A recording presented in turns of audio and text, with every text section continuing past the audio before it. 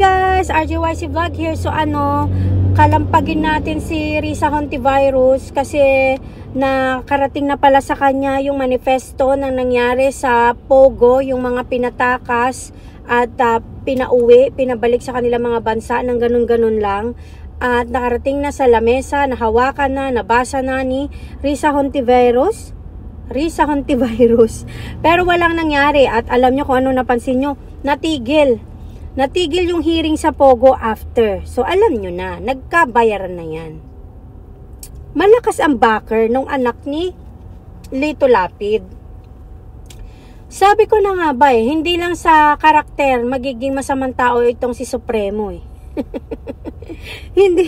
Kaya pala pinatay na siya ni Tanggol Kasi ayaw ni Tanggol na madamay siya. So, hindi lang talaga pang pelikula nagiging kontrabida at tong si Supremo.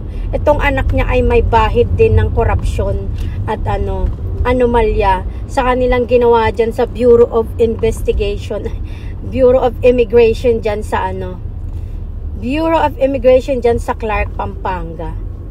So, alam nyo na, kalampagin nyo yan si Risa Hontivirus dahil siya ang #1 na salarin dyan kung bakit nakatakas yung mga yun. At nakarating na sa kanya pero hindi niya